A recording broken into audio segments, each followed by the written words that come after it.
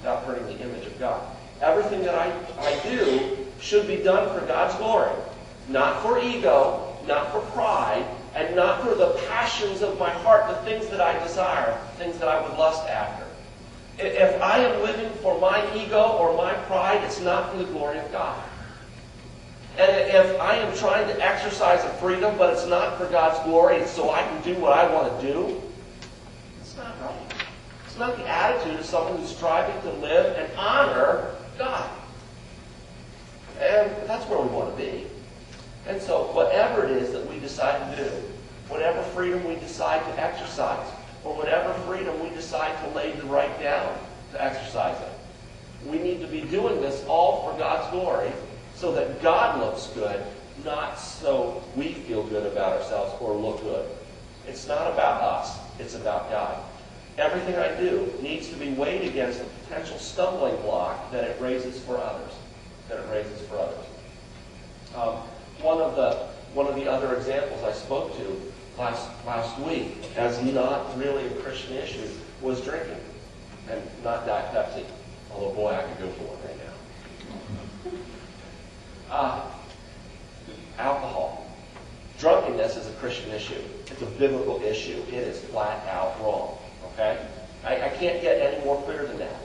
But that doesn't necessarily mean that a drink is wrong. However, if that drink were taken in the presence of a recovering alcoholic, that drink can push someone over the edge.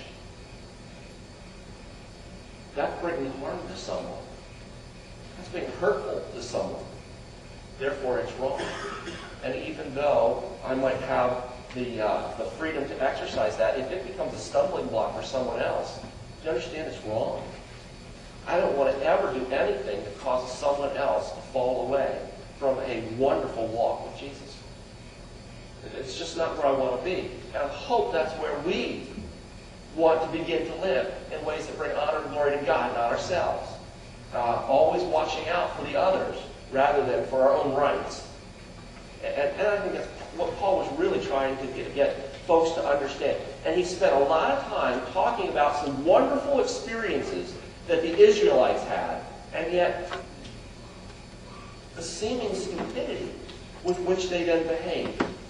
And I think the reason he did that is because that which the Israelites experienced as they were first experiencing freedom were the same things that the Corinthians were experiencing as they were learning to live in their freedoms. And can I give you a little bit of insight? They're the same things that Americans face today, thousands of years later. And because that is true, I think it's wise to start taking a look. Now, it sounded kind of funny when they're saying they were all baptized in Moses by the sea and the cloud, or something like that is how it said.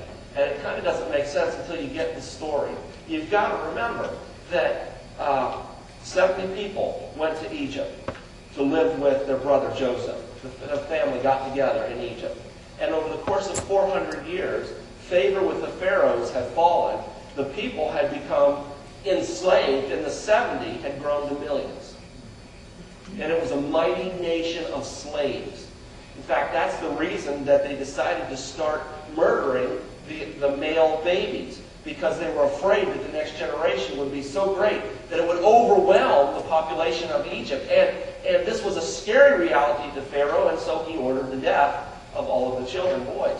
That's when Moses was floated out into the Nile and saved, drawn out by Pharaoh's own court. Moses, of course, was raised for 40 years in Pharaoh's home. That 40 years ended in murder, and he fled. And then he spent 40 years at the backside of the mountain in the desert raising someone else's sheep. At the end of that 40 years, God spoke to him and gave him an honest call for his life. And then, for the next 40 years, Moses became the most humble, dynamic leader the earth had ever seen. In fact, he was, in all likelihood, the greatest leader until Jesus. And perhaps the most humble man until Jesus.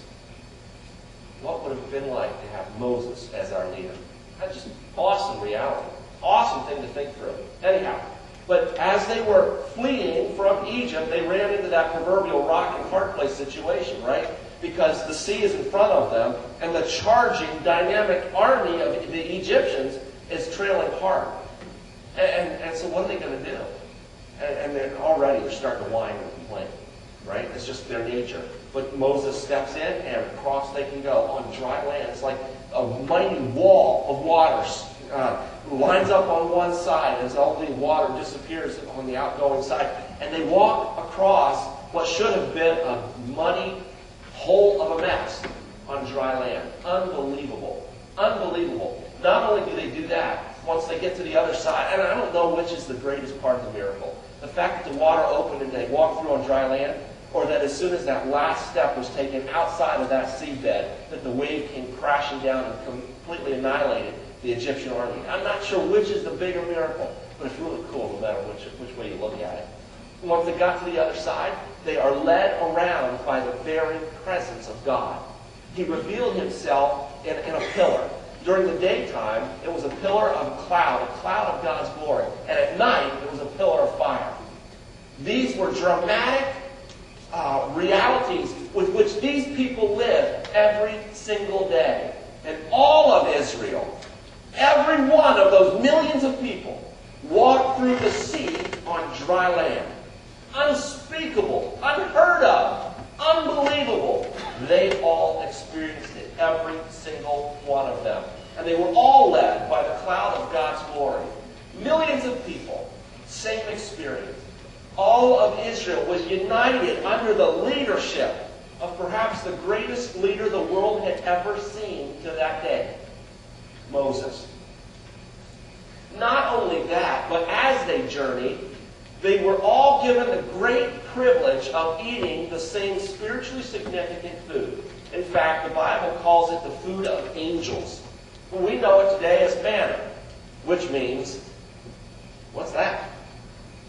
Because they didn't know what it was, but God gave it to them every single day. He met their nourishment needs every single day. Not only that, when there wasn't water nearby, and the people were getting really, really thirsty, and they're starting to complain like they're going to die if they don't get a drink, Moses turns to God and says, God, what are we going to do? The people are thirsty, and it is a desert, it is kind of hot, and it'll be good. He says, just touch the rock with your staff.